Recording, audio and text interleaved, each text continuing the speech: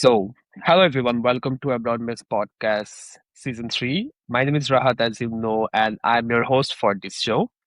And in this podcast, we bring some real people to share their story.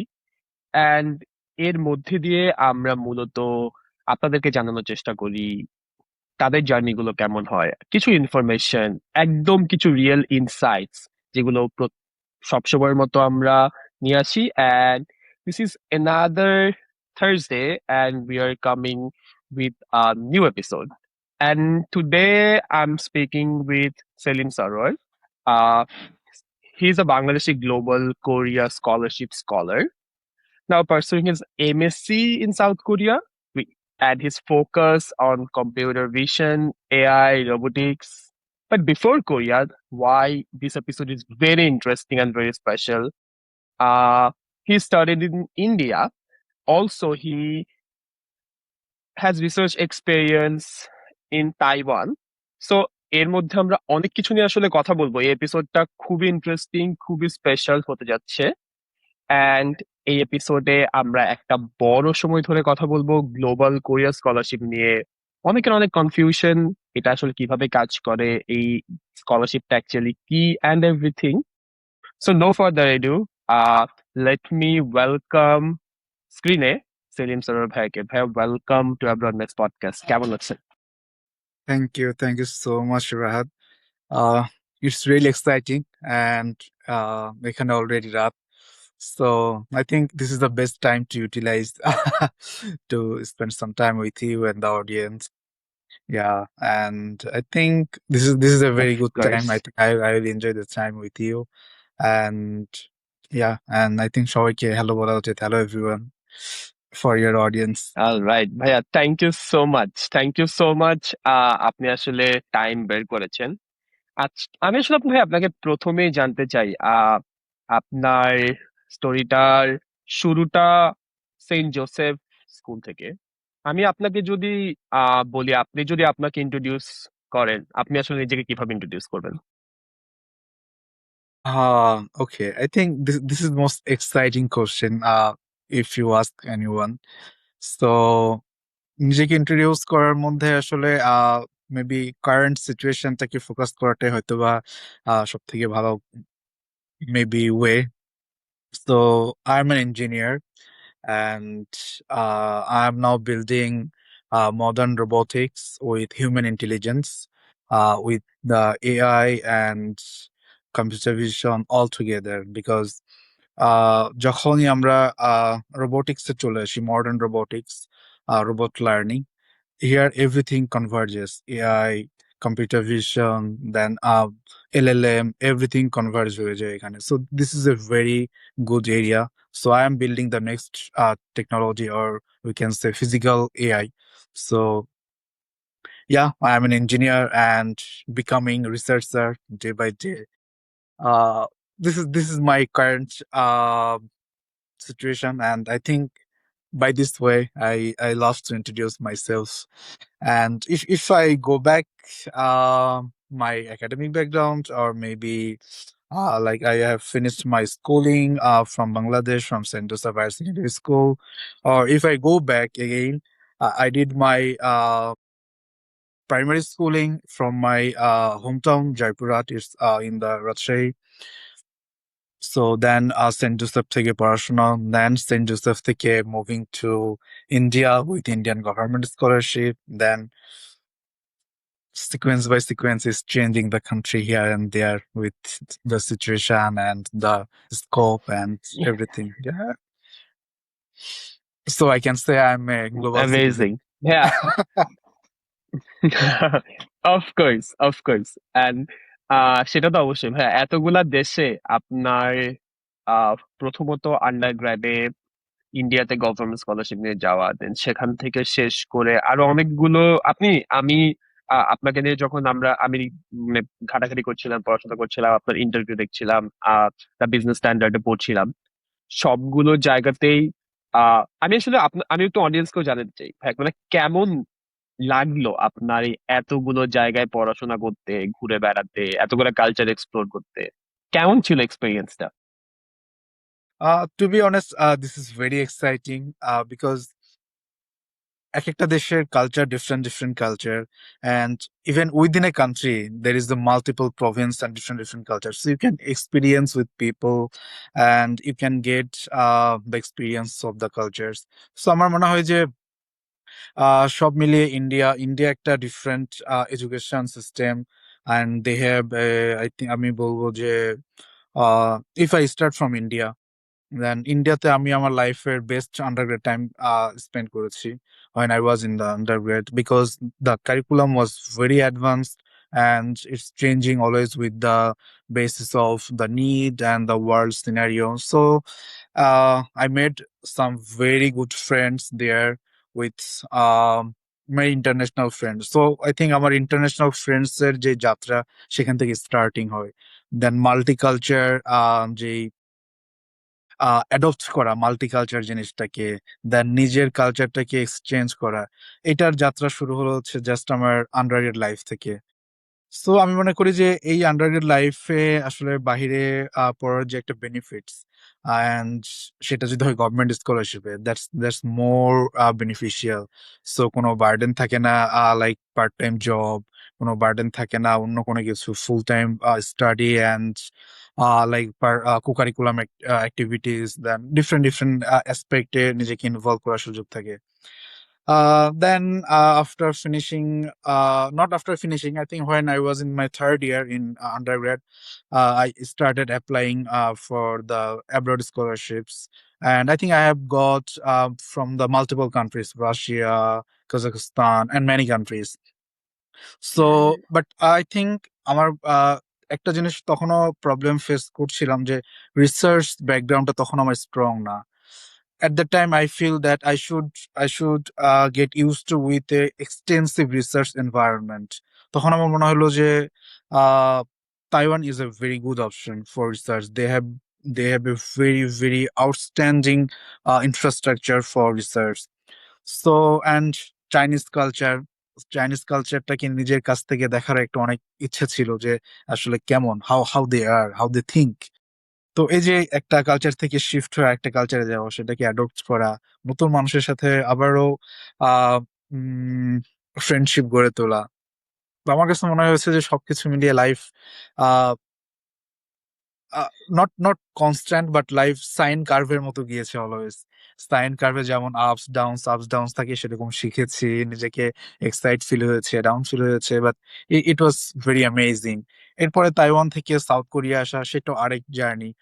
এটাকে kind of বলা যায় যে নিজের ড্রিম পূরণ করার মতো একটা জার্নি। সো এই মাল্টিকালচার, দেন বিভিন্ন দেশের পড়াশোনার এক্সপিরিয়েন্স, বিভিন্ন ফ্রেন্ডস তৈরি করা, দেন নট অনলি ফ্রেন্ডস, আমি ফ্রেন্ডদের মাধ্যমে অনেক অপরচুনিটি পেয়েছি to go into top universities, top lab, and বিভিন্ন বড় বড় প্রফেসরদের সাথে কথা বলার, বিভিন্ন ওয়ার্কশপে অ্যাটেন্ড করার, এই জিনিসগুলো আমার কাছে মনে হচ্ছে যে অনেক বেশি মোটিভেট করেছে আমাকে। অ্যান্ড অ্যান্ড এটা একটা আই থিঙ্ক মাল্টিকালচার ফ্যাসিলিটিসটা পাওয়ার কারণে আমার মনে হচ্ছে যে আমি কখনো আহ নিজেকে রেস্ট্রিক্ট করিনি কোনো কিছুতে, আমি অলওয়েজ এক্সপ্লোর করেছি, কিউরিয়াস থেকেছি যে কিউরিয়াস নিজেকে রেখে কিভাবে আসলে আগানো যায় সামনে। তো আমার মনে হয় সবকিছু মিলিয়ে বিভিন্ন দেশের পড়াশোনা থেকে শুরু করে, গবেষণা থেকে শুরু করে, friendship and everything, it shaped me today what I am today. Now, this is really amazing. আপনি যখন বলছিলেন রিসার্চের কথা, ইন্ডিয়াতে সবকিছু পুরো জার্নিটা শুরু হওয়ার কথা, অ্যান্ড এরপরে তাইওয়ানে যাওয়া, তাইওয়ানে রিসার্চ করা, and we know like Taiwan is like top player AI, and এই যে নতুন যেই আহ যুগটাতে আমরা আসলে আছি, আমি বলবো না প্রবেশ করতে যাচ্ছি, যেটা আসলে আমরা এখন এক্সপেরিয়েন্স করছি, সেই সেটা সবকিছু জায়গা থেকে লাইক চিপ, সেমিকন্ডাক্টর, এই সবগুলো ইন্ডাস্ট্রিতে ডেফিনেটলি আমরা ওই এক্সপিরিয়েন্স গুলোর দিকে একটু একটু করে যাবো। আপনি আসলে কি শিখলেন সেটা, বা কেমন ছিল ওভারঅল এক্সপিরিয়েন্স, সেই জায়গাতে যাব।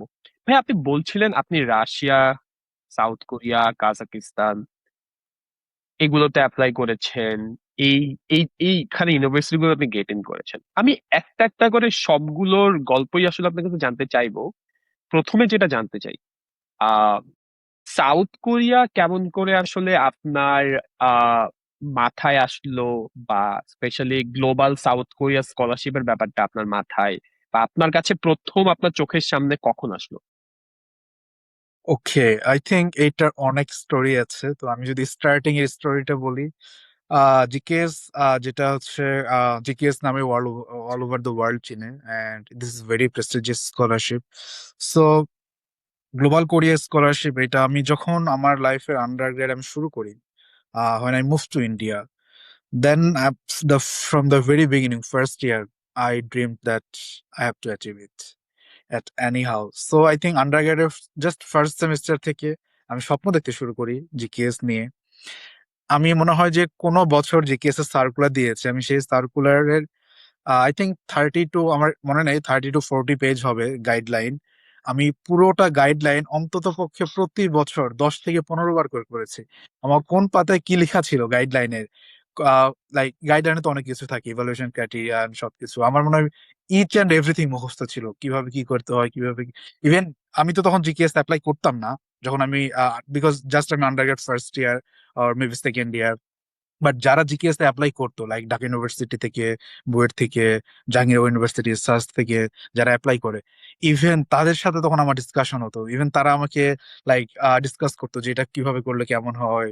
বিকজ বাংলাদেশে আসলে ওই কালচারটা নাই যে একটা স্কলারশিপের পিছনে লং টাইম লেগে থেকে, বা ওটাকে নিয়ে নার্চার করে সেটার পিছনে লেগে থাকা, এটা আসলে বাংলাদেশের অ্যাসপেক্ট থেকে হয়ে ওঠে না, সোসাইটি কালচার সবকিছু প্রেশার মিলিয়ে।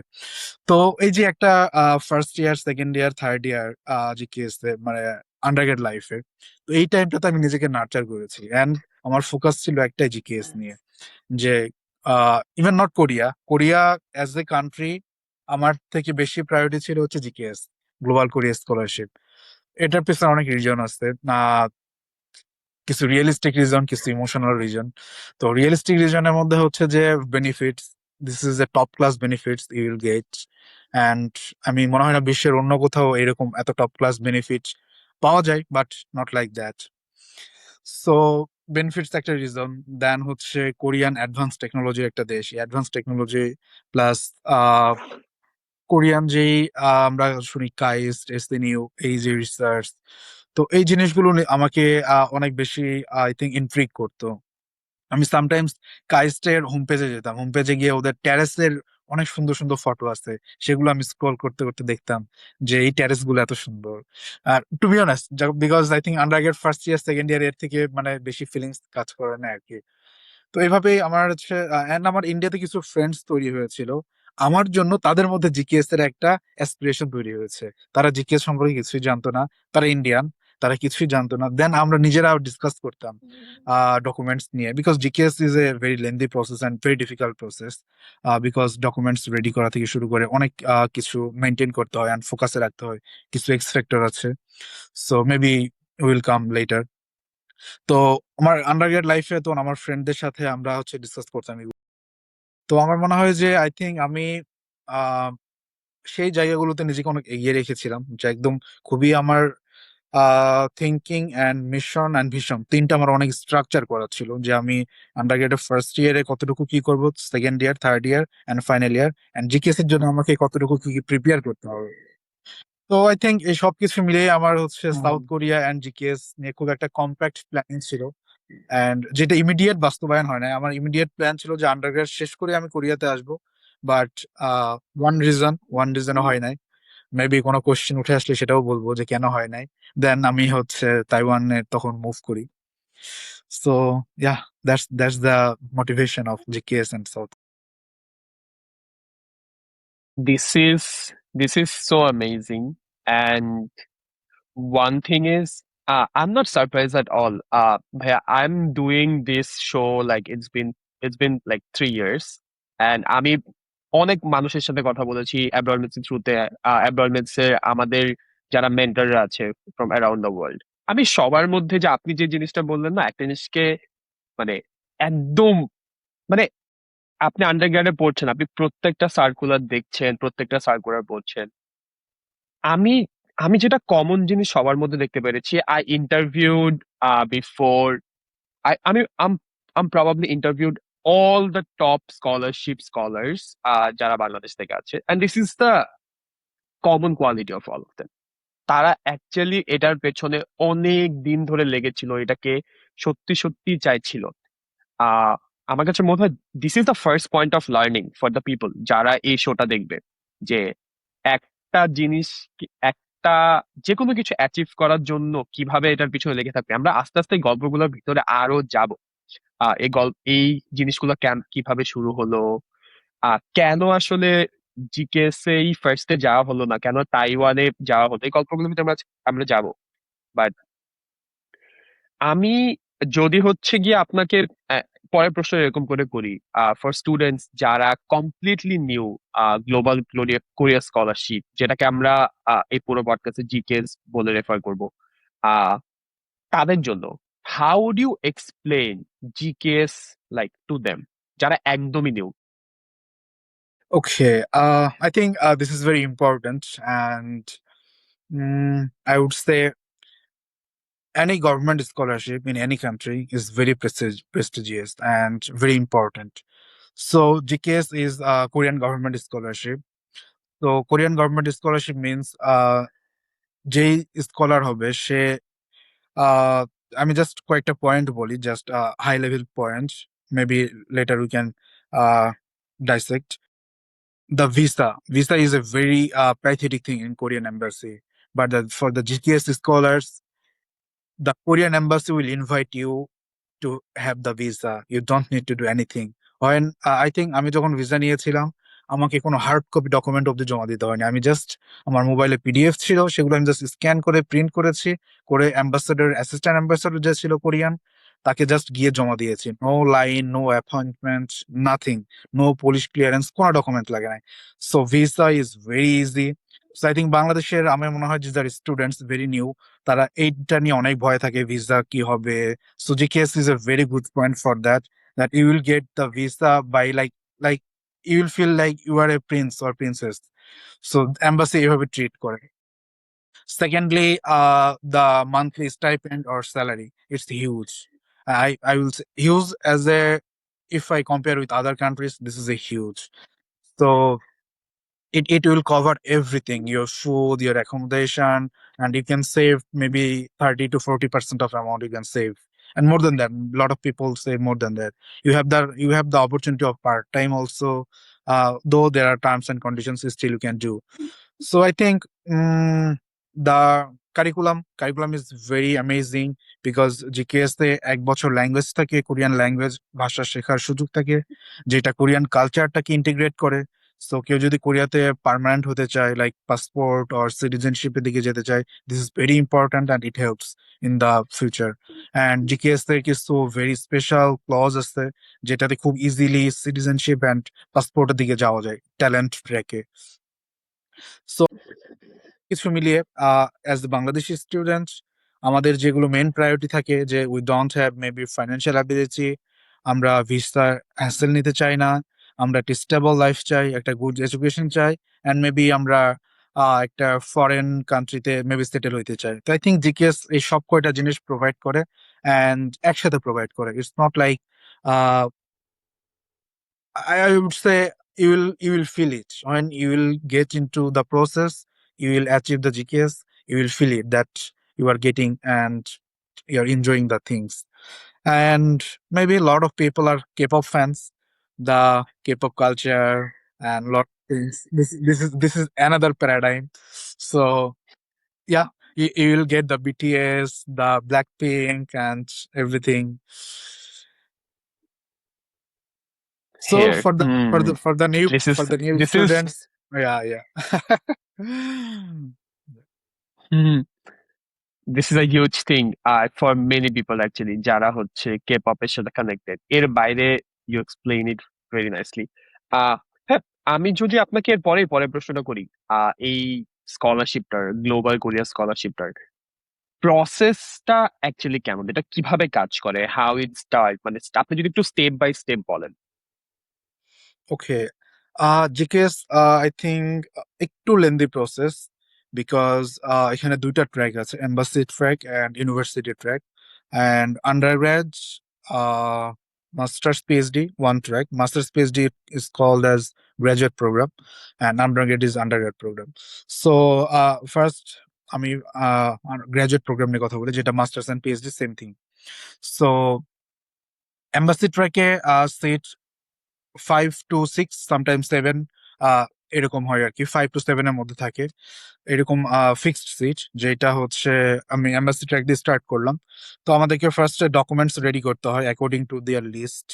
অ্যান্ড সেই লিস্টে যেগুলো like statement of purpose, study plan, then their application ফর্মে ইচ অ্যান্ড এভরি ইনফরমেশন দিতে হয়। দেন থিসিস থেকে শুরু করে আন্ডারগ্রেডের CGPA, and CGPA plays a big role here. Then IELTS score, Korean language score, and any other countries like cultural activities or foreign activities, awards. So এটা হচ্ছে application form, then statement of purpose থেকে শুরু করে এই যে যে document গুলো আছে, ডকুমেন্ট গুলো রেডি করা।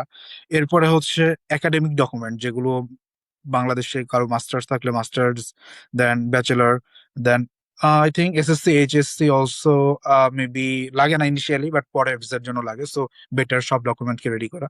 দেন এগুলো হচ্ছে বাংলাদেশে, এখন তো বাংলাদেশে অ্যাপোস্টাইল চলে এসেছে। আগে হচ্ছে বোর্ডে গিয়ে গিয়ে এগুলোকে ভেরিফাই করতে হতো, অথেন্টিকেট করতে হতো। সো সেম প্রসেস, এগুলো মিনিস্ট্রি থেকে অথেন্টিকেট করে maybe the apostille, and then সেগুলো ডকুমেন্ট গুলো সবকিছু রেডি করে according to their list Korean অ্যাম্বাসিতে জমা দিতে হয়। দেন কোরিয়ান এম্বাসি সেখান থেকে maybe if it's 100 or 150 people, they make 15 people's pool and ranking 15 people's তারা ইন্টারভিউর জন্য কল করে মেইলে। তারা জাস্ট এই 15 পিপলকে তারা মেইল দেয়, বাকি যারা রিজেক্টেড তাদেরকে কোনো মেইল করে না। সো মেবি সামটাইমস করে, it depends on their mood. So এই 15 পিপল থেকে তারা হচ্ছে একটা লং সেশন নেয়, ইন্টারভিউ সেশন। অ্যান্ড এই ইন্টারভিউ সেশনে আই থিঙ্ক তারা স্টুডেন্টদেরকে বিভিন্ন অ্যাসপেক্ট থেকে কোশ্চেন করে, not just to know how he or she is and how he or she can handle the interview. Then I think interview mostly decide হয়ে যায় যে কাদেরকে তারা রিকমেন্ড করবে। দেন এম্বাসি ইফ 6টা বা 7টা সিট থাকলে এম্বাসি হয়তো বা 8জনকে একজন বেশি ওয়েটিং রেখে রিকমেন্ড করে। কোরিয়ান NIIED বলে, এটা kind of education ministry of other country. So সেখানে রিকমেন্ড করা হয়। দেন তারা হচ্ছে এই পুলটাকে, আর 7 বা 8জন বাংলাদেশ এম্বাসি থেকে যাদেরকে রিকমেন্ড করলো, অ্যান্ড এই যে তারা 3টা ইউনিভার্সিটি চয়েস দিতে পারে, এই 3টা ইউনিভার্সিটিতে তারা ডকুমেন্ট গুলো পাঠিয়ে দেয় NIID যাচাই করার পরে। দেন 3টা ইউনিভার্সিটি থেকে চাইলে তারা ডিপার্টমেন্ট বা প্রফেসর এগেইন ইন্টারভিউ কল করতে পারে। ইট depends on the professor, depends on the department, depends on the interview university. So if university select someone, then its selection is done. But if not, দেন সেখানে reject হওয়ার সুযোগ থাকে। If 3টা university যদি accept না করে কোনো স্টুডেন্টকে এম্বাসি থেকে রিকমেন্ড হওয়ার পরেও, সে রিজেক্টেড হয়ে যেতে পারে। বাট যদি 3টা ইউনিভার্সিটি কোনো একটা অ্যাকসেপ্ট করে, দেন সেখানে সে আলটিমেটলি পেয়ে যায়। তো এটা হচ্ছে এম্বাসি ট্র্যাকে। সো এম্বাসি ট্র্যাকে মেইন জায়গাটা হচ্ছে যে এম্বাসিতে ইন্টারভিউ, অ্যান্ড ইউনিভার্সিটিতে যদি ইন্টারভিউ বা ডকুমেন্টস স্ক্রিন আটকায় না যায়, তাহলে I think everything is fine. Now আসি university track. University track is kind of, we can say, global track. You have to compete with the globally all other countries. So we have to submit. I think nowadays maybe এই বছর থেকে তারা online system করেছে, যদি আমি এতটা দেখি নাই। অনলাইন সিস্টেম, অনলাইনে ফার্স্ট সাবমিট করতে হয়, পরে maybe hard copy, like first round হয়ে গেলে পরে হার্ড কপি সাবমিট করতে হয়। বাট ইউজুয়ালি যেটা হয় যে ডকুমেন্টস ইউনিভার্সিটিতে পাঠিয়ে দিতে হয়, সেম ডকুমেন্টস লাইক অ্যাপোস্টাইল করার পরে ডকুমেন্টস পাঠানোর পরে ইউনিভার্সিটি ডকুমেন্ট চেকিং করার পরে একটা র্যাঙ্কিং তৈরি করে, maybe 50 people or 70 people of all the countries, maybe 140 or 150 country, দেন এর মধ্যে ইন্টারভিউ কল করে। ইন্টারভিউ কল করার পরে ইউনিভার্সিটি আই থিঙ্ক 30 জন বা 40 জনকে রিকমেন্ড করে। এই ইন্টারভিউ থেকে সিলেক্ট করে 40 জনকে এডুকেশন মিনিস্ট্রিকে রিকমেন্ড করে। দেন এডুকেশন মিনিস্ট্রি একটা র্যাঙ্কিং করে, কান্ট্রি ওয়াইজ র্যাঙ্কিং করে। অ্যান্ড প্রতিটা কান্ট্রির জন্য একটা ক্যাপ থাকে, এই কান্ট্রি থেকে এই কয়জন, এই কান্ট্রি থেকে এই কয়জন। Then up to the ranking তারা সিলেক্ট করে। অ্যান্ড সেখানে অনেকগুলো ক্রাইটেরিয়া আছে সিলেক্ট করার আর কি, এগুলো X factor. So maybe we can discuss more for the GKS X factor. Like um, something is like when you Yes. are yeah, when we are coming a like South Korea or like China, Japan, East Asian countries, they give priority with the culture, language. So because এই দেশগুলোর যেই social pressure বা extensive academic pressure, এটা নেওয়ার ability একটা international student আছে কিনা তারা এটা জাজ করতে চায় খুব ভালোভাবে। সো এসওপি তারা খুব প্রায়োরিটি দেয়, এসওপি কে, স্টাডি প্ল্যান কে প্রায়োরিটি দেয়। দেন দেখে সিজিপিএ, সিজিপিএটা ভেরি ইম্পর্টেন্ট বিকজ সে আন্ডার গ্রেডে কতটা অ্যাক্টিভ ছিল, অ্যাটেন্টিভ ছিল, এটা তাদের জন্য ইম্পর্টেন্ট অনেক। সো এগুলোর উপর ওভারঅল সবকিছু মিলিয়ে মার্কিং করে দেন আউট অফ 100-এর উপর একটা র্যাঙ্কিং করা হয়। And then the final results with embassy track and university track together, they give the final results. Amazing, amazing. I think খুবই কম্প্যাক্ট অ্যান্ড খুবই অল্প সময়ের মধ্যে আপনি একটা মানে ফুল রিক্যাপ দিয়ে দিলেন পুরো জিনিসটা কেমন করে কাজ করে, একটা ছোট্ট হাউ টু জিকেএস এই টাইপ অফ একটা জিনিসপত্র। হ্যাঁ, আমি যদি আপনাকে পরের প্রশ্নটা এরকম করে করি, আপনি এম্বাসি ট্র্যাক আর ইউনিভার্সিটি ট্র্যাকের কথা বলছিলেন। আহ, আপনি অ্যাকচুয়ালি কোনটা চুজ করেছিলেন এবং কেন? ওকে, আমি যেহেতু তাইওয়ানে ছিলাম, তো আমার জন্য ইউনিভার্সিটি ট্র্যাকটা ফিজিবল ছিল, অ্যান্ড আমার জন্য এম্বাসি ট্র্যাকটা নট ফিজিবল। অ্যান্ড বিকজ বাংলাদেশে এসে আমাকে এম্বাসিতে জমা দিয়ে দেন ইন্টারভিউ ফেস করতে হতো, দ্যাটস দ্য থিং। সো আমার জন্য বেস্ট অপশন ছিল যে ডকুমেন্ট সরাসরি ইউনিভার্সিটিতে পাঠিয়ে দেওয়া। দেন সেখানে যদি আমার লাইক ফাইনাল ডিসিশন হয়ে যায়, then I can come back to my Taiwan থেকে বাংলাদেশে চলে এসে দেন আমি জাস্ট ভিসা নিয়ে আমি হচ্ছে কোরিয়া চলে যেতে পারবো। সো আমার জন্য আই থিঙ্ক আমার কেসের জন্য আমি সিলেক্ট করেছিলাম university track. And one more reason ছিল যে আমি যেই ল্যাবে জয়েন করেছি, he is a outstanding researcher. So তার সাথে আমার কমিউনিকেশন ছিল আরো অনেক আগে থেকে, যখন আমি আন্ডারগ্রেড লাইফের থার্ড ইয়ারে ছিলাম তখন থেকে তার সাথে আমার কমিউনিকেশন ছিল। তো সেই প্রফেসর আমাকে প্রফেসর ফান্ডিং এর জন্য তার ল্যাবে যেতে বলতো, বাট আমি খুবই ডিটারমাইন্ড ছিলাম যে আমি যদি কোরিয়া কখনো যাই আমি জিকেএস নিয়ে যাবো, গভর্নমেন্ট স্কলারশিপ। সো আমি তাকে পেন্ডিং এ রেখেছিলাম কাইন্ড অফ। আমি বলেছিলাম যে I will let you know, I will let you know. So yeah, and তার সাথে আমার একটা ভালো কমিউনিকেশন ছিল। তো তার ল্যাবে জয়েন করার জন্য হলো আমাকে ইউনিভার্সিটিটা একটা চুজ করতে হতো। সো দুইটা পার্সপেক্টিভ থেকে আমার জন্য ফিট মনে হয়েছে যে যেহেতু আমি তাইওয়ানে, এন্ড আমার অলরেডি একটা প্রফেসরের সাথে গুড কমিউনিকেশন আছে, I know him how he is, and I can work like independently, and I now I work with industry. I do research with industry, and I have my own project with industry, so I get more fun from the industry. এই এই সবকিছু মিলিয়ে আমার কাছে আমি university ট্র্যাকটা choose করেছিলাম আর কি। But আমার কাছে মনে হয়েছে যে আহ, কিছু জিনিস আছে যেটার উপর ডিপেন্ড করে চুজ করা উচিত, যে ইউনিভার্সিটি ট্র্যাকে যাওয়া উচিত নাকি এম্বাসি ট্র্যাকে যাওয়া উচিত। আবার আই থিঙ্ক কেউ চাইলে দুইটা ট্রাই করতে পারে, দুইটা ট্রাই করার অপশনও আছে। লাইক এম্বাসি ট্র্যাকে কেউ যদি রিজেক্টেড হয় ফার্স্ট রাউন্ডে, দেন সে আবার যদি ডেডলাইন থাকে সে ইউনিভার্সিটি ট্র্যাকের জন্য আবার অ্যাপ্লাই করার সুযোগ পায়। সো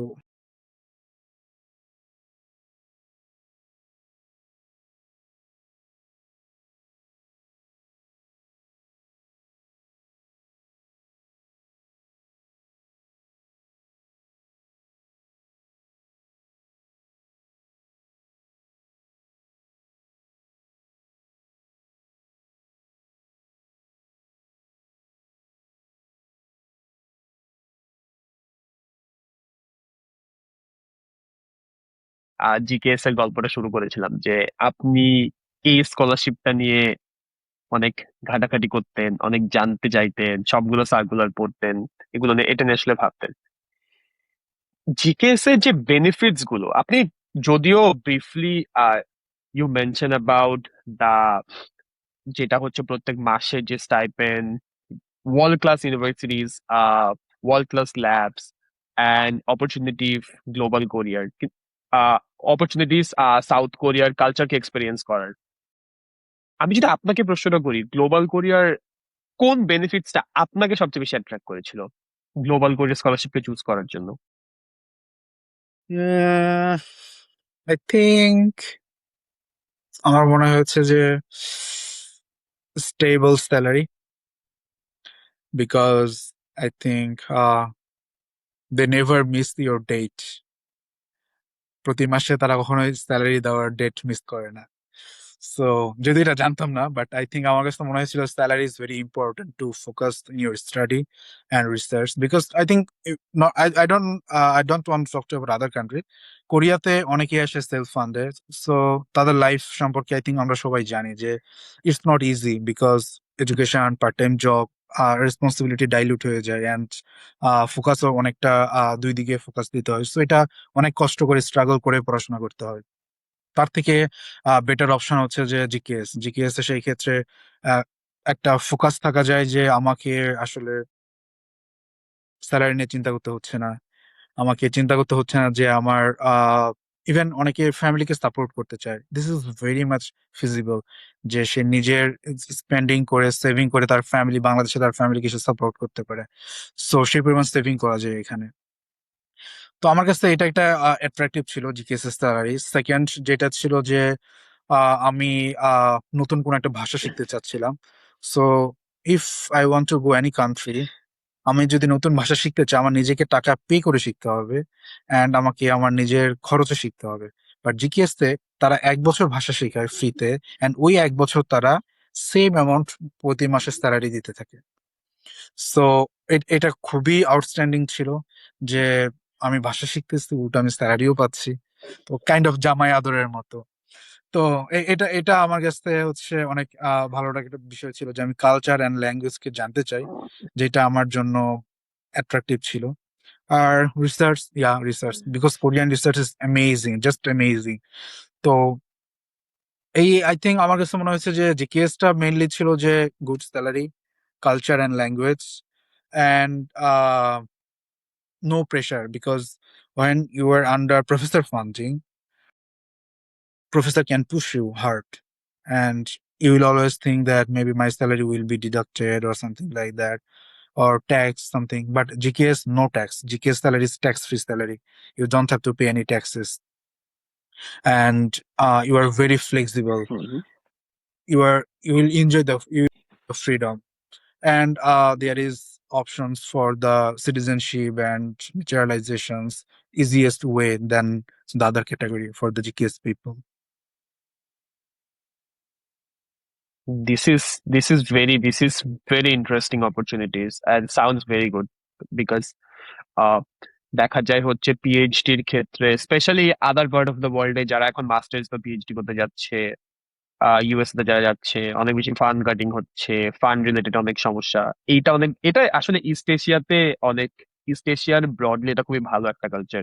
স্পেশালি আহ আমি আমি জাপানেও সেম জিনিসটাই দেখি যে they are very serious about the salary, the timing, কোন সময় আসলে স্যালারিটা দিচ্ছে। সাউথ কোরিয়ার ক্ষেত্রেও সেই, আপনি খুবই নাইসলি বললেন।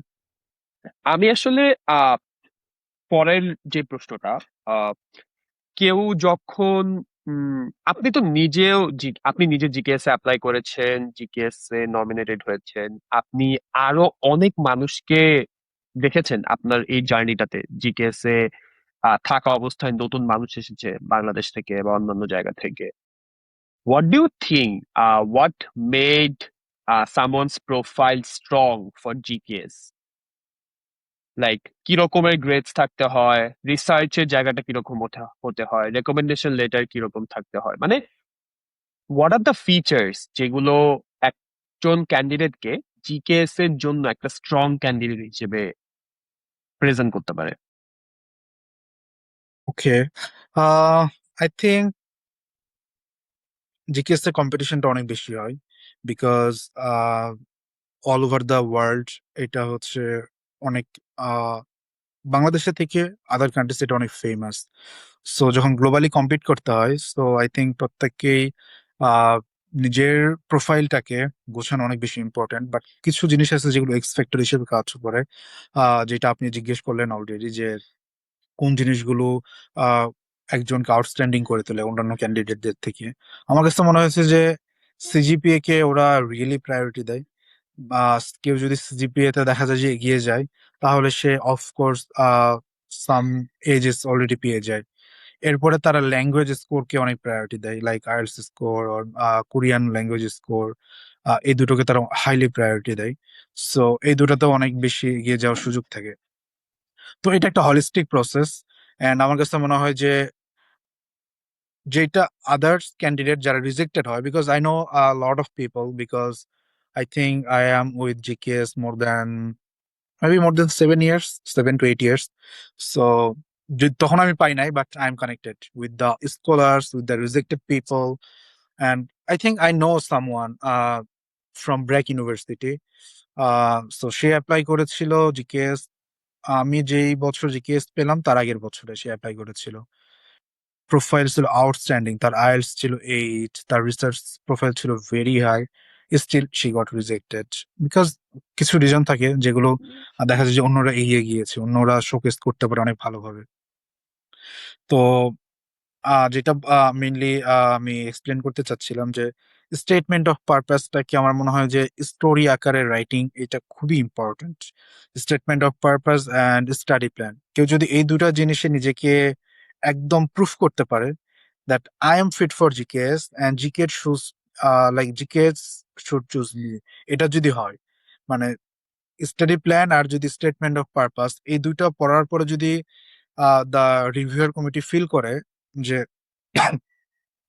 এই candidate is the perfect fit for us, আমার মনে হয় যে ওইখানেই ডিসাইড হয়ে যায় যে কে টিকবে কে রিজেক্টেড হয়ে যাবে।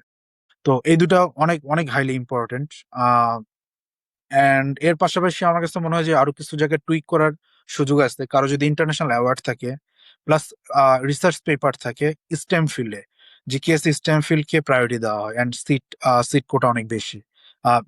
সো আমার মনে হয় যে কারো research experience, at least project work or some publish papers or undergrad thesis, এই জিনিসগুলো যদি কেউ ভালোভাবে শোকেস করতে পারে, পাশাপাশি বাকি যে জিনিসগুলো সুযোগ থাকে ইমপ্রুভ করার, রিকমেন্ডেশন লেটার আমার কাছে মনে হয় যে এটা নিজে খুব একটা বেশি ইনপুট দেওয়ার সুযোগ থাকে না, যতটা সুযোগ থাকে হচ্ছে প্রফেসর বা টিচার কতটুকু আমাকে চিনে, কতটুকু জানে, কতটুকু অথেন্টিক। আই থিঙ্ক বাংলাদেশের পার্সপেক্টিভে আমার মনে হয়েছে যে অতটাও বেশি স্পেসিফিক ভাবে টিচাররা এলোয়ারে আমার মনে হয় যে এক্সপ্রেস করে না, মেজরিটি এক্সপ্রেস করে না, যে এটা অ্যাব্রোডের জিনিসটা ডিফারেন্ট। অ্যাব্রোডে একটা মানুষ তখনই তাকে এলোয়ার দেয় যখন তাকে তার সাথে কাজ করে বা তাকে ভালোভাবে চিনে, তাকে জানে।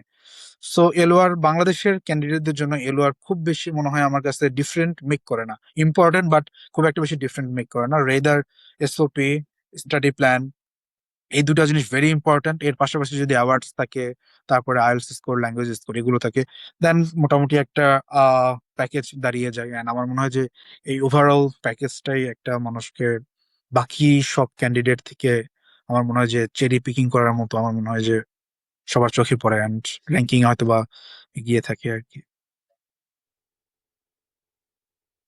ভেরি ভেরি ইন্টারেস্টিং অবজারভেশন আর ইনসাইটফুল অবজারভেশন। কারণ অনেকে অনেক সময় ভাবে আমার যদি শুধু হাই সিজিপিএ থাকে, হাই আইএলটিএস স্কোর থাকে, অনেক অ্যামেজিং রিসার্চ প্রোফাইল থাকে, আমি বোধহয় হচ্ছে গিয়ে যে কোনো স্কলারশিপ বা যে কোনো জায়গায় গেট ইন করতে পারবো।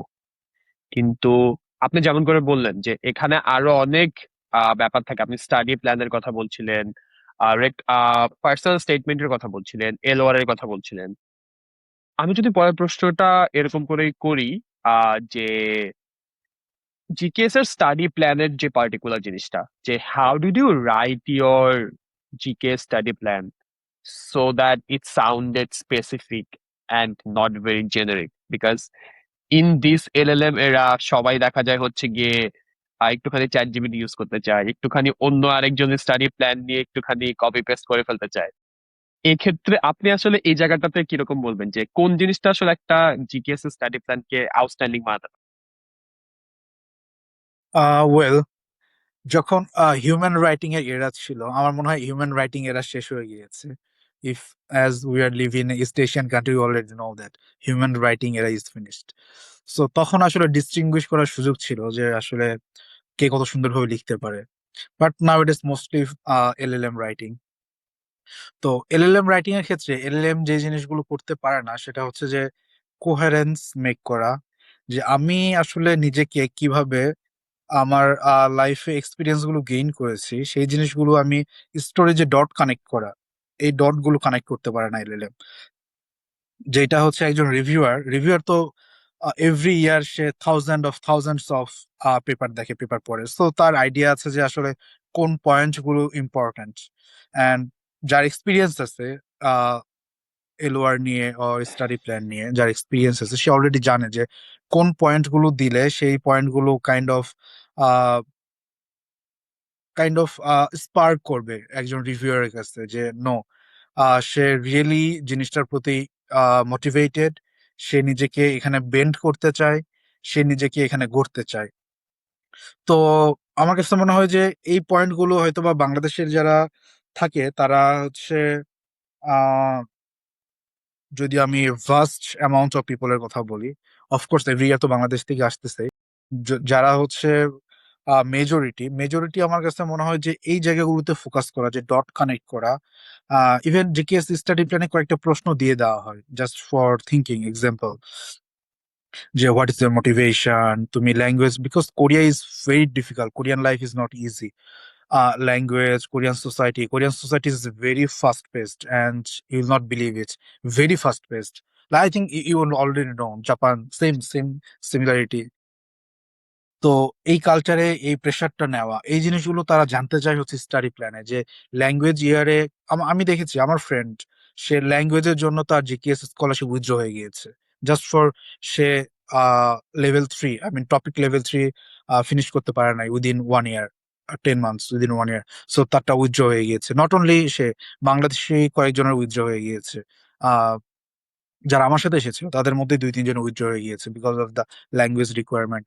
সো তারা ট্রুলি জানতে চায় যে আহ, আমি আসলে কতটুকু জানি, আমি আসলে কতটুকু তাদের ল্যাঙ্গুয়েজের প্রতি ডেডিকেটেড। তো এটা তো আমার কাছে মনে হয় যে জেনেরিক রাইটিং দিয়ে আসলে এটা পসিবল না। এটার জন্য আমার মনে হয় যে এক্সপার্ট কারো থেকে যদি এক্সপিরিয়েন্স শোনা যায়, এক্সপার্ট কারো থেকে যে অলরেডি সেই রোড দিয়ে গিয়েছে, তার থেকে যদি এই জিনিসটা যদি জানা যায় যে কোন পয়েন্টগুলো বেশি ইম্পর্টেন্ট, কোন জিনিসগুলো আমি হাইলাইট করতে পারি। তো এরকম যদি আমার কাছে মনে হয় যে নিজের জিনিসগুলোকে একটা সার্কেলের মধ্যে নিয়ে এসে সাজিয়ে সবগুলো ডটকে যদি আমি কানেক্ট করতে পারি, আমার কাছে মনে হয় যে একটা আউটস্ট্যান্ডিং স্টাডি প্ল্যান তৈরি হয়।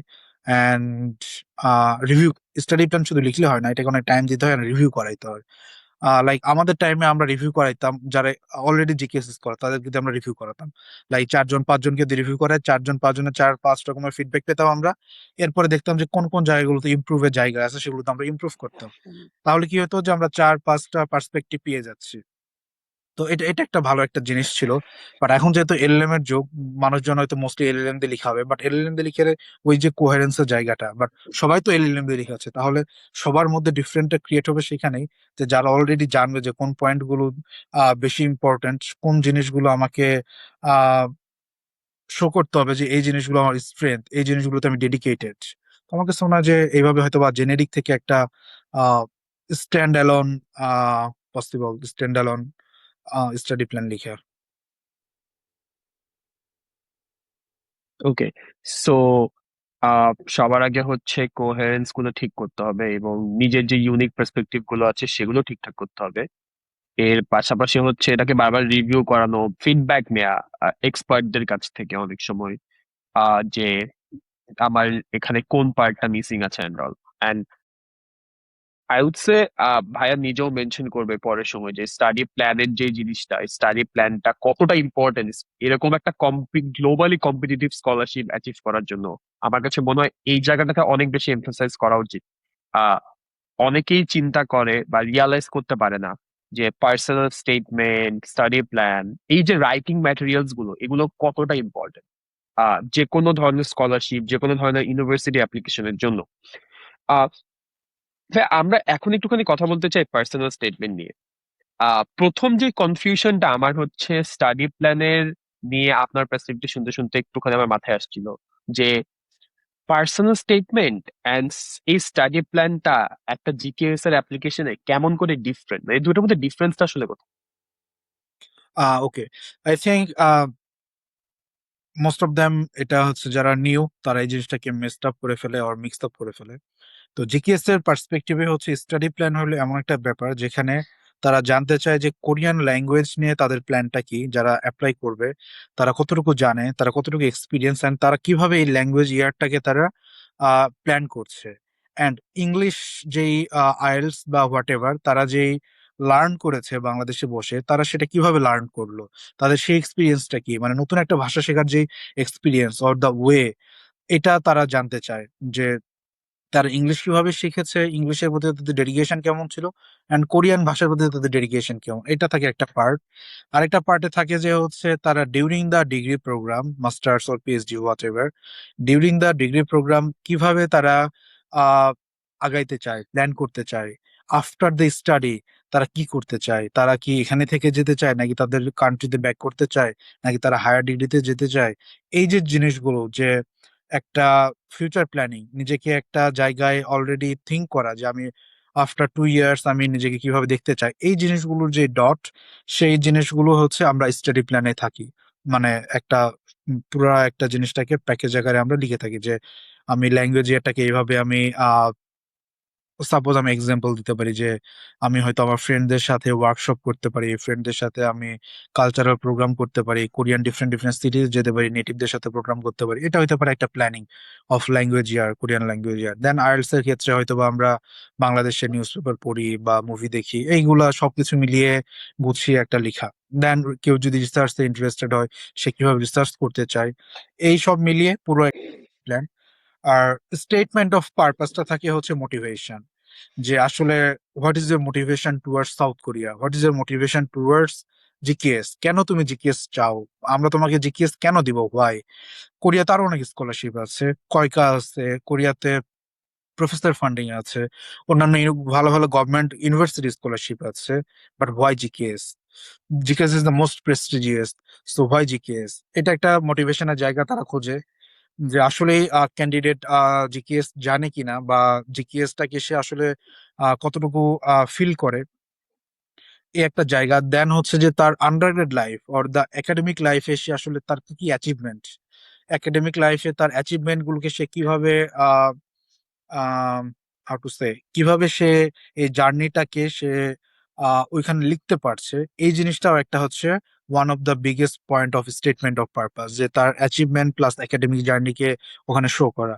দেন তার যদি অন্য কোনো আদার অ্যাক্টিভিটিস থাকে, কালচারাল হতে পারে, সেটা হতে পারে ফরেন অ্যাক্টিভিটিস, হইতে পারে কোনো ওয়ার্কশপস, সেই জিনিসগুলোকে ওইখানে একটা পুরো একটা কোহেরেন্ট আকারে, লাইক এডুকেশনাল ব্যাকগ্রাউন্ড থেকে শুরু করে, ইভেন এটাও একটা পয়েন্ট থাকে যে আই থিঙ্ক আমার মনে হয় যে ফ্যামিলি নিয়ে, কেউ যদি তার ফ্যামিলিকে নিয়ে কিছু বলতে চায়, যে তার ফ্যামিলি থেকে সে ইন্সপায়ার্ড হয়েছে কিনা, বা তার ফ্যামিলি ব্যাকগ্রাউন্ড কি, এটাও একটা পয়েন্ট থাকে, যে সেই পয়েন্টটাকে হাইলাইট করতে পারে যে আমি এই ব্যাকগ্রাউন্ড থেকে উঠে এসেছি, আমি এইভাবে আমার আন্ডারগ্রেড লাইফ লিড করেছি, এই জার্নিটাকে আমি এইভাবে করেছি। দেন লাইক আমার মতো আমি মাল্টি কান্ট্রি তে পড়াশোনা করে দেন আমি জিকেএস এর জন্য এসেছি। সো আমার জার্নিটা অনেক বেশি এখানে এক্সাইটিং ছিল, এন্ড আই থিঙ্ক রিভিউয়াররা এটা এনজয় করেছে। তো এরকম এক একজনের তো জার্নি ডিফারেন্ট ডিফারেন্ট হয়। তো এটা পুরোটা নিজেকে সাজানোর সুযোগ থাকে হচ্ছে স্টেটমেন্ট অফ পারপাস, যে আমি নিজেকে কিভাবে সেল করছি এই জিনিসটা। তো এটা একটা হচ্ছে প্ল্যানিং গোল, আর একটা হচ্ছে যে হোয়াট আই অ্যাচিভ, সেটাকে সেল করা। Great, great. আই থিঙ্ক আহ এই পুরো এই পুরো জায়গাটাতে আমি মানে ভাবছিলাম যে এই সবগুলো জায়গাতে অনেক বেশি ইম্পর্টেন্ট পার্ট হচ্ছে, আপনি শুরুতেই বলছিলেন যে জিকেএস আসলে একটা হলিস্টিক অ্যাপ্রোচ। আপনার পড়াশোনার মোটিভেশন কিরকম, আপনার পাস্ট এক্সপিরিয়েন্স কিরকম, অ্যান্ড আপনি অ্যাকচুয়ালি সাউথ কোরিয়ার যেহেতু খুব ওই স্ট্রং কালচারের একটা দেশ, সেই জায়গাতে আপনি আসলে আপনার প্ল্যান কি অ্যাজ আ ইন্টারন্যাশনাল স্টুডেন্ট, সেখানে আপনি যে সময়টুকুতে থাকবেন। আর আরেকটা ব্যাপার আপনি খুব সুন্দর করে মেনশন করেছেন, যেহেতু এটা একটা গভর্নমেন্ট স্কলারশিপ, সো গভর্নমেন্ট সবসময় এমন কাউকে ফান্ড করতে চায় যে হয়তো ইন্টার কালচারাল জায়গাতে বেশ ভালো রোল প্লে করতে পারবে, বাংলাদেশের সাথে সাউথ কোরিয়ার যে রিলেশনশিপ, সেই জায়গাগুলোতে বেশ ভালো একটা রোল প্লে।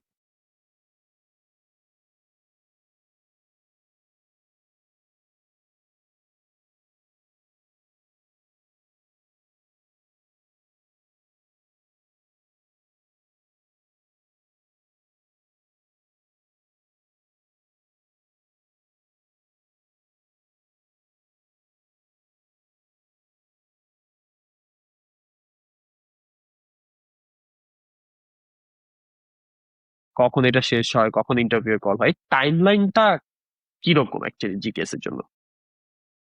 আই থিঙ্ক এটা হচ্ছে একটা কমন টাইমলাইন থাকে, যেটা আমরা বলি যে মোস্টলি মিড ফেব্রুয়ারিতে তারা অ্যানাউন্স করে for the embassy track and university track both. And date fix থাকে না, ডেট মেবি এদিক সেদিক হয়, 2-3 ডেজ আর 1 উইক এদিক সেদিক হয়, বাট মোস্টলি মিড ফেব্রুয়ারিতে গ্রাজুয়েট ডিগ্রির জন্য, মাস্টার্স অ্যান্ড পিএইচডির জন্য ফেব্রুয়ারিতে তারা অ্যানাউন্স করে এটা, মিড ফেব্রুয়ারিতে। দেন আই থিঙ্ক এম্বাসি ট্র্যাকে খুব একটা বেশি টাইম দেয় না তারা, mostly hardly I think 15 days or sometimes maybe 17 to 20 days time line থাকে, এর মধ্যে অ্যাপ্লিকেশন জমা দেওয়া। দেন এরপরে ইন্টারভিউ থেকে শুরু করে বাকি সবকিছু উইদিন 1 মান্থ এম্বাসিতে কমপ্লিট হয়ে যায়।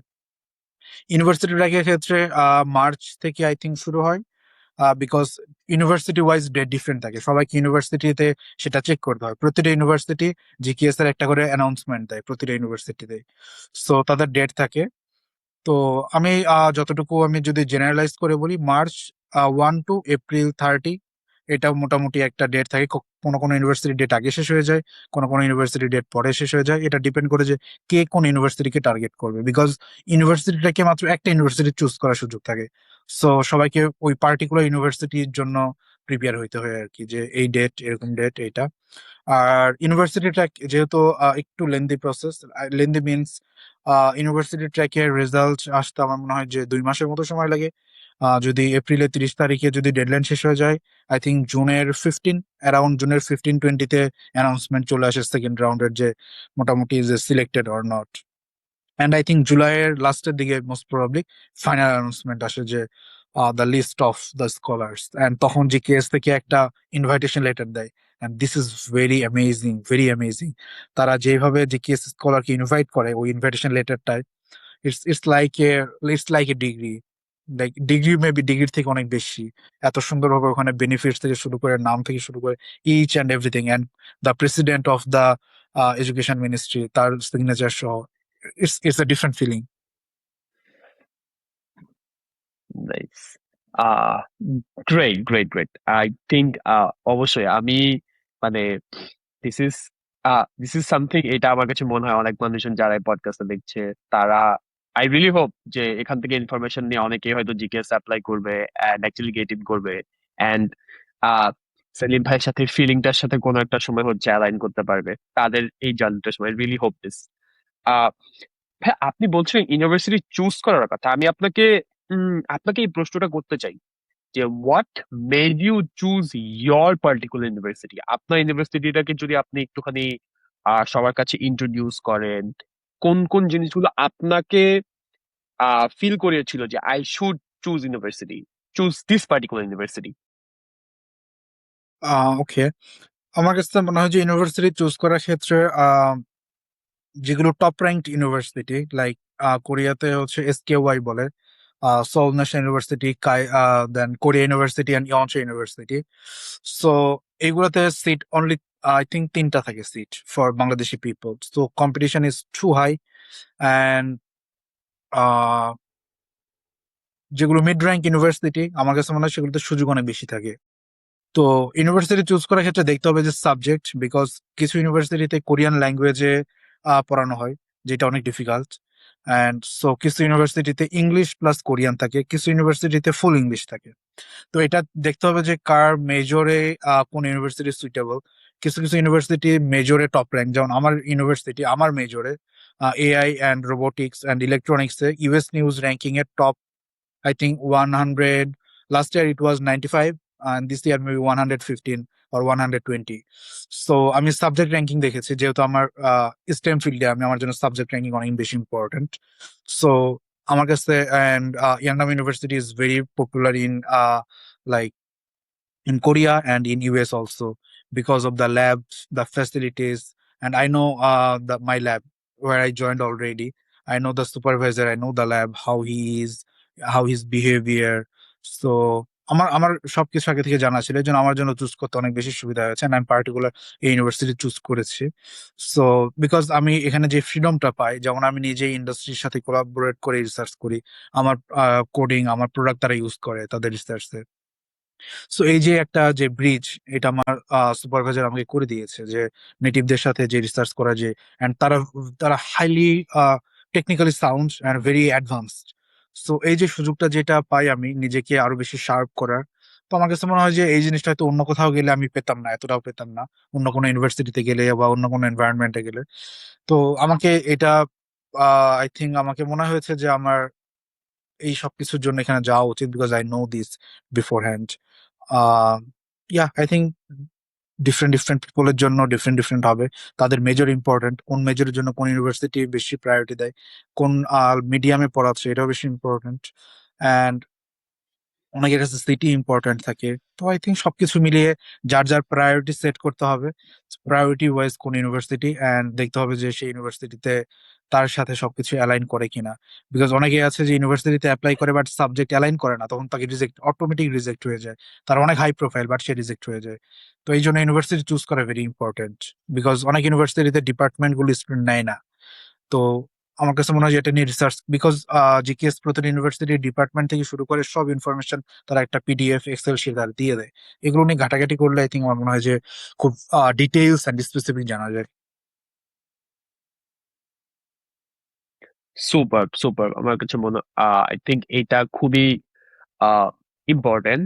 আর এক খুবই সবচেয়ে ইম্পর্টেন্ট পার্ট হচ্ছে নিজের সাবজেক্টের র্যাঙ্কিংটা চেক করা, যে আমার ইউনিভার্সিটিটা পার্টিকুলারলি আমার পার্টিকুলার সাবজেক্টে, আমি যে সাবজেক্টে পড়তে চাই সেই সাবজেক্টে আসলে কেমন। দেখা যায় অনেক টপ ইউনিভার্সিটি হয়তো কোনো একটা জায়গাতে ভালো, কিন্তু অন্য আরেকটা জায়গাতে হয়তো সে খুব বেশি মানে ডেফিনেটলি ভালো, কিন্তু হয়তো অন্য আর অনেক বেটার ইউনিভার্সিটি সেই জায়গাটা আছে। আপনি যেমন করে বলছিলেন যে আপনার পার্টিকুলার এরিয়াতে আপনি এটা আপনার কাছে অনেক এক্স্যাক্টলি। যে আপনার পার্টিকুলার এরিয়াতে এটার প্রপার রেপুটেশন আছে, বোথ টপ হান্ড্রেডের ভিতর থাকে, অ্যামেজিং ল্যাব ফ্যাসিলিটিস, অ্যান্ড খুব ইম্পর্টেন্ট মাস্টার্স বা পোস্ট গ্রাডে পড়াশোনার ক্ষেত্রে, যে প্রফেসরের সাথে, যার সাথে আসলে আমি কাজ করব, আমার লাইফের একটা বড় পার্ট জুড়ে যে থাকবে, তার সাথে আসলে আমার কতটুকু, আমি কতটুকু কম্পেটেবল, সে আসলে মানুষ হিসেবে কেমন, এটা অনেক বেশি ম্যাটার করে। অ্যামেজিং। ভাইয়া আমি একটুখানি জিকেএস এ অ্যাপ্লাই করার জন্য কি কি ডকুমেন্টস লাগে এই জায়গাটা কি জানতে চাই। আপনাকে যদি বলা হয় যে একটা চেক লিস্ট, যে কেউ একজন এই ভিডিওটা দেখার পরে ভাবছে যে আমি জিকেএস অ্যাপ্লাই করব, তার জন্য তাকে কোন কোন ডকুমেন্টস গুলো অ্যাকচুয়ালি প্রিপেয়ার করে ফেলতে হবে?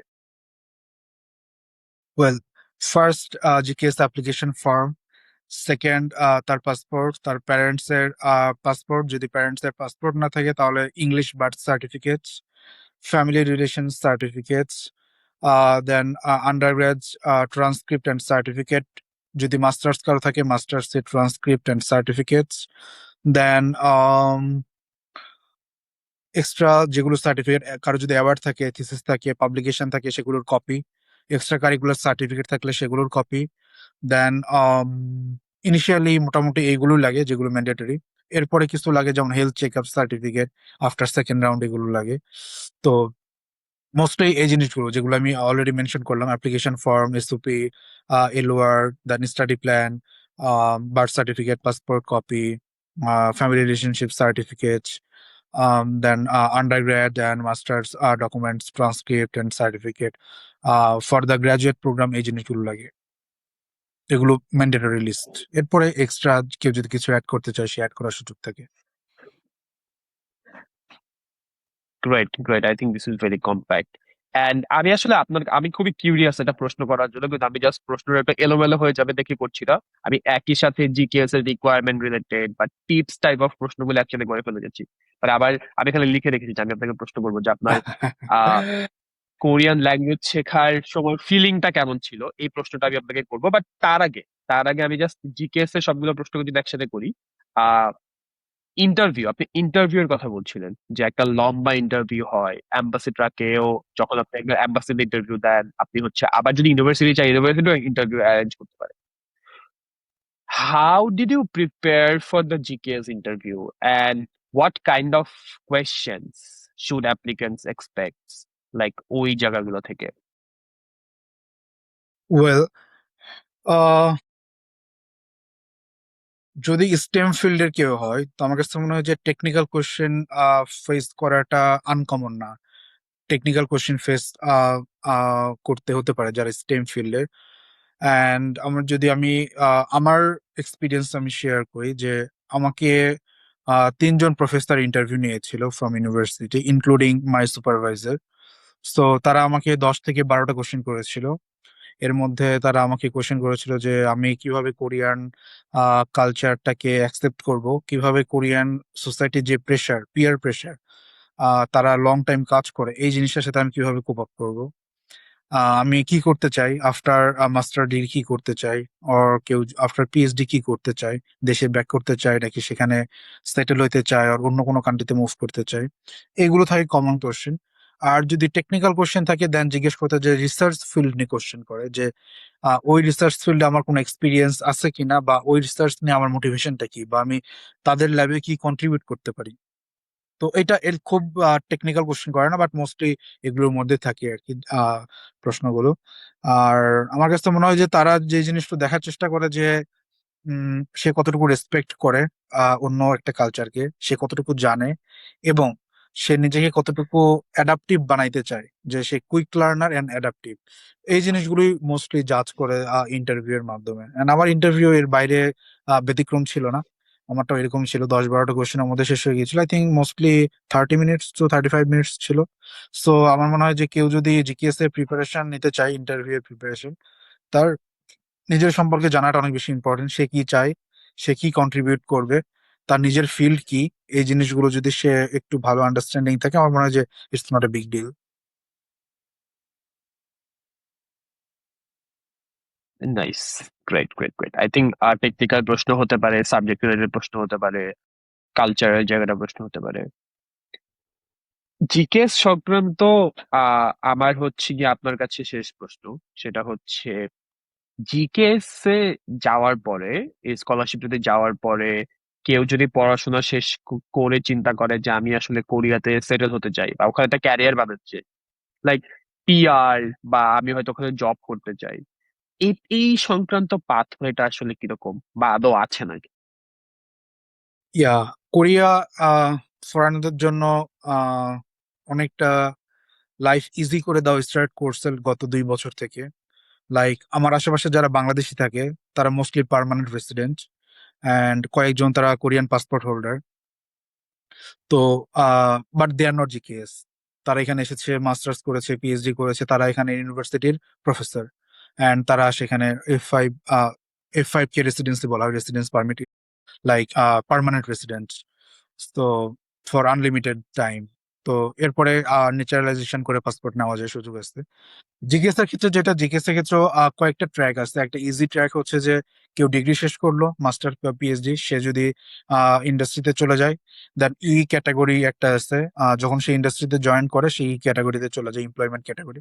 দেন আই থিঙ্ক একটা পয়েন্ট আছে, থ্রেশহোল্ড, যে ওই পয়েন্ট গুলো কাউন্ট হয়, ল্যাঙ্গুয়েজ লেভেল, দেন ডিগ্রি, কোন ইউনিভার্সিটি থেকে, কোন র্যাঙ্কিং ইউনিভার্সিটি থেকে ডিগ্রি নিয়েছে সেটা, তারপরে হচ্ছে স্টেম নাকি নন স্টেম সেটার উপরে। এসব কিছু মিলিয়ে I think more than 80 or 84 পেলে তার পয়েন্ট ক্রাইটেরিয়া শেষ, অ্যান্ড সে সরাসরি পার্মানেন্ট রেসিডেন্ট হওয়ার সুযোগ পায় within 1 or 2 year. After the degree 1 or 2 year সে পার্মানেন্ট রেসিডেন্ট হওয়ার সুযোগ পায়, for the GKS scholar only. And permanent resident থেকে passport very easy in Korea, because তারা ফরেনারদের জন্য এটা খুবই ইজি করে দিয়েছে লাস্ট 2-3 বছরে। They are respecting foreigners, they are trying to adopt the multicultural society. তো আমার মনে হয় যে 2 বছরের মধ্যে, অনেকেই 1 বছরের মধ্যেও পেয়ে গিয়েছে পাসপোর্ট, অনেকে 2 বছর টাইম লাগে। পার্মানেন্ট রেসিডেন্ট টু পাসপোর্ট 2 বছরের মতো। আর হচ্ছে আরো কিছু ক্যাটাগরি আছে যেগুলো হচ্ছে দেখা যায় যে অনেকে পিএইচডি করে, পিএইচডি করার পরে হয়তো পোস্ট ডক করে, দেন রিসার্চ প্রফেসর বা অ্যাসিস্ট্যান্ট প্রফেসর হয়। তখন হয়তো দেখা যায় একটু লেন্দি হয়ে যায়, তখন হয়তো 7-8 বছর লেগে যায়। তারপরে পার্মানেন্ট রেসিডেন্ট হয়, দেন পাসপোর্ট হয়তো বা 10 বছরের একটা টাইম গ্যাপ থাকে। তো কোরিয়াতে এখন আমি বলবো যে কেউ যদি থাকতে চায় তার জন্য সুযোগ আছে, সেটা পার্মানেন্ট রেসিডেন্ট নাইস, হোক, সেটা পাসপোর্ট পাওয়ার জন্য হোক, দুটার জন্য সুযোগ আছে, যেটা নাওএডেজ অন্য দেশে অনেক ডিফিকাল্ট হয়ে গেছে, বাট কোরিয়া এটা ওপেন করে দিচ্ছে। Amazing, nice nice. Okay, so আমি খুবই এনজয় করলাম, আমি অনেক অনেক কিছু জানলাম আসলে গ্লোবাল কোরিয়া স্কলারশিপটা সম্পর্কে। হ্যাঁ, আমার দুইটা প্রশ্ন। প্রথম প্রশ্নটা হচ্ছে, ফার্স্ট প্রশ্নটা, উম আমরা তো কোরিয়ান কালচার নিয়ে অনেক কথাবার্তা শুনি। আই থিঙ্ক কোরিয়ার যে কালচারটা, এইটা one of the soft power, যেটা হচ্ছে কোরিয়া সব জায়গাতে ইউজ করে। লাইক প্রত্যেকটা জায়গাতে ওদের কে পপ থেকে শুরু করে আহ আমরা হচ্ছে কে বিউটি থেকে শুরু করে পুরো ওয়ার্ল্ড ওয়াইড আই থিঙ্ক একটা একটা রকমের উন্মাদনাই আসলে এখন কোরিয়া ক্রিয়েট করতে পেরেছে। আমি যদি জানতে চাই, আপনার যখন কোরিয়াতে প্রথম আসা হলো, এই কালচারের সাথে ইন্ট্রোডাকশনটা আপনার কেমন হলো?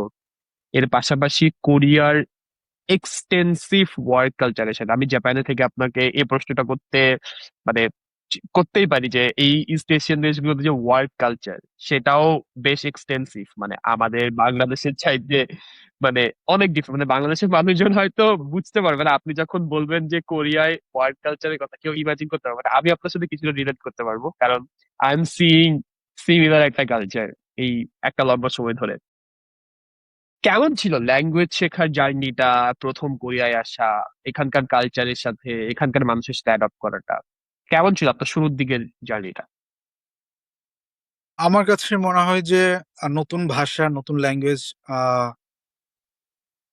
অন্যদের ক্ষেত্রে কি হয়, বাট আমার জন্য একটু ডিফিকাল্ট লাগে। জাস্ট স্টার্টিংটা আমার জন্য একটু ডিফিকাল্ট ছিল, স্টার্টিংটা, বিকজ নতুন একটা ভাষা জাস্ট শুরু করতে চাওয়া। অ্যান্ড কোরিয়াতে ওই যে যেটা বললাম যে ভেরি ফাস্ট পেস লাইফ, তারা চায় খুব দ্রুত শেষ করতে, খুব দ্রুত যে কোনো কিছু অ্যাডপ্ট করতে। তো ওই যে তাদের দ্রুত শেষ করার যে জিনিসটা, তো আমার কাছে মনে হয় এটা আমাকে হচ্ছে স্টার্টিং একটু ব্যাকফুটে ফেলেছিল। বাট আমিও মেবি আমার কিছু টেকনিক অ্যাপ্লাই করেছি। আমি ভেরি কুইক লার্নার, যেটা আমি তাইওয়ানে শিখেছি। তাইওয়ান আমাকে শেপ করেছে যে how to do work hard. তো আমার জন্য জিনিসটা অনেক স্মুথ হয়েছে। আই থিঙ্ক আফটার 4-5 মান্থস আমার জন্য ভেরি স্মুথ হয়ে গেছে। বাট বাকিদের জন্য যেটা হয়ে ওঠে না অনেকের জন্য।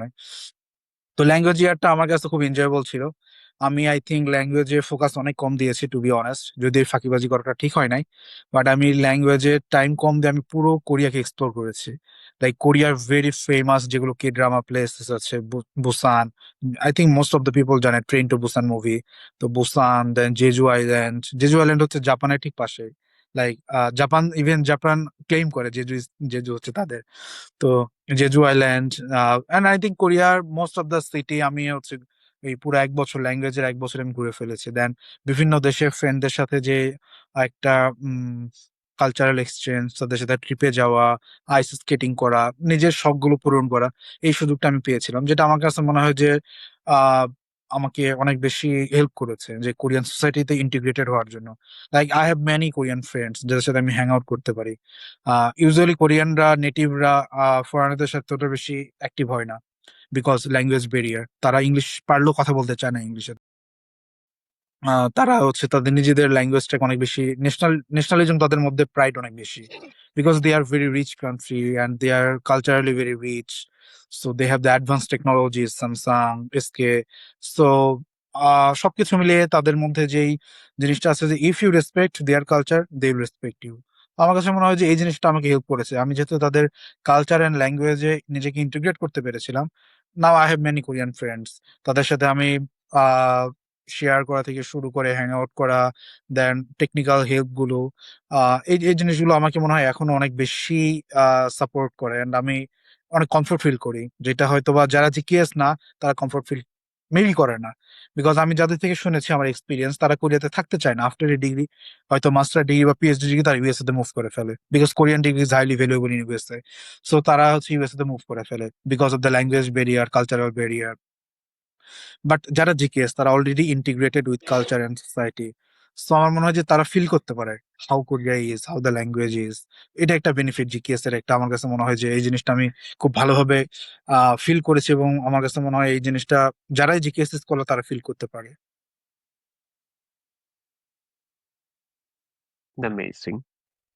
Great, great, great. আমার আমার কাছে আসলে ভাই অনেক প্রশ্ন ছিল, আমি অনেক মানে এনজয় করছিলাম আপনার সাথে কথা বলতে, যেমন অনেক কিছু রিলেটও করতে পারছিলাম যে ঘুরে এই যে কোরিয়াতে ঘুরে ফেলা। আমিও যখন প্রথম ইন্টারন্যাশনাল স্টুডেন্ট হিসেবে আন্ডারগ্রেডে জাপানে আছি, আমার ফার্স্ট এর প্ল্যান ছিল আচ্ছা পড়াশোনা তো হবে, আমার তো হাতে অনেক সময় আছে পড়াশোনা করার, আগে ফার্স্ট একটুখানি কান্ট্রিটাকে দেখি, কান্ট্রিটাকে আসলে এক্সপ্লোর করি।